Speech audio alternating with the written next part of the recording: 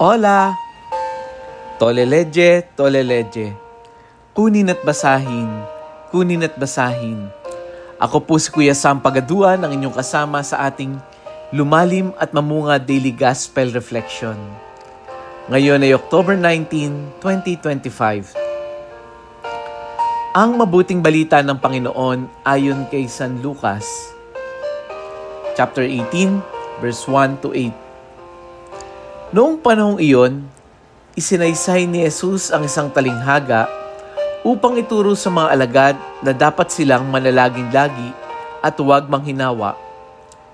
Sa isang lungsod, wika niya, may isang hukom na hindi natatakot sa Diyos at walang taong ginagalang. Sa lungsod ding iyon ay may isang babaeng balo na punta ng punta sa hukom at humihingi ng katarungan. Tinanggihan siya ng hukom sa loob ng ilang panahon. Ngunit nang malaunan, ay nasabi nito sa sarili, "Bagamat hindi ako natatakot sa Diyos, ni gumagalang kanino man, igagawad ko na ang katarungang hinihingi ng babaeng ito, sapagkat lagi niya akong ginagambala. Baka pa ako mainis sa kapaparito niya."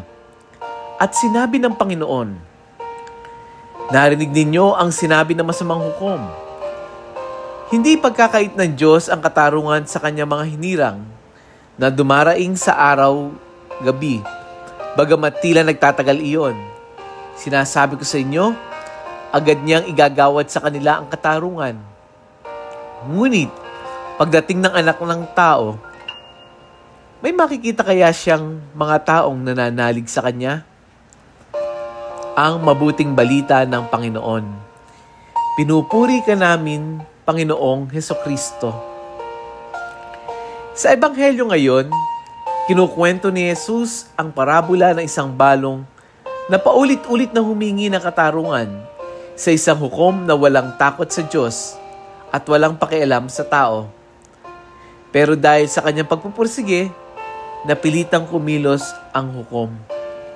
Ano ang pinaka-central theme ng turo ngayon? Ito ang gustong ipaalala sa atin ni Jesus. Manalangin tayo at huwag manghinawa. Huwag tumigil. Huwag magsawa. Huwag mawala ng pag-asa.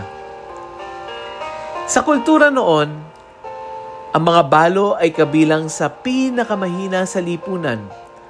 Wala silang kapangyarihan, walang impluwensya. Pero sa kwento, ang balo ay naging modelo ng pananampalataya. Hindi dahil sa kanyang posisyon, kundi dahil sa kanyang pagpupursige. Ipinapakita ni Jesus na ang Diyos ay hindi katulad ng masamang hukom. Ang Diyos ay makatarungan, mapagmahal, at laging handang tumugon. Ngunit hinihintay niya ang ating pananampalatayang hindi sumusuko, hindi bumibitiw. Sa panahon natin ngayon, marahil ikaw, napakadami mong pinagdarasal. Kasama ka rin ba sa nagdarasal na sana tumama ako sa loto? Nagdarasal para sa trabaho, sa kalusugan, sa kapayapaan, sa pamilya, sa direksyon sa buhay. Nagdarasal tayo na sana matapos na yung ating bayarin.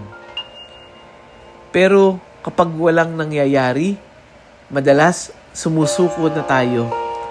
Baka hindi naman ako pinapakinggan. Pero ang tanong, tayo ba'y mananatiling tapat sa ating panalangin?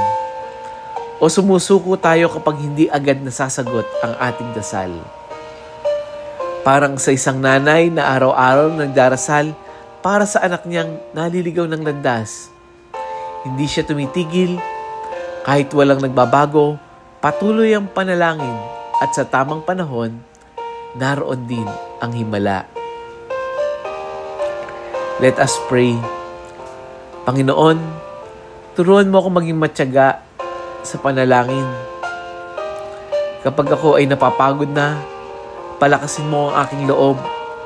Kapag ako'y nawawalan ng pag-asa, paalahanan mo ako na ikaw ay sapat na. Gawin mo akong tulad ng balong babae. Hindi sumusuko, hindi tumitigil, dahil naniniwala akong ikaw ay Diyos na nakikinig at kumikilos Amen. I'm sure na bless ka ng gospel natin for today, Sunday. Huwag kakalimutang umattend sa inyong mga church services. Huwag kakalimutang magsimba. Hindi ito substitute para tayo ay magsimba. I-share din natin ito sa ating mga kapamilya, sa ating mga ka-group chat, sa ating mga kaibigan. Alam niyo po, magandang paalala to. Lalong-lalo na baka yung isang kaibigan natin nawawalan na ng pag-asa. Muli, ako po si Kuya Sam Pagaduan. Lagi nag-aanyaya, halina, tayo ay lumalim at mamunga. Lumalim sa pananampalataya, mamunga na mabuting gawa. God bless us all.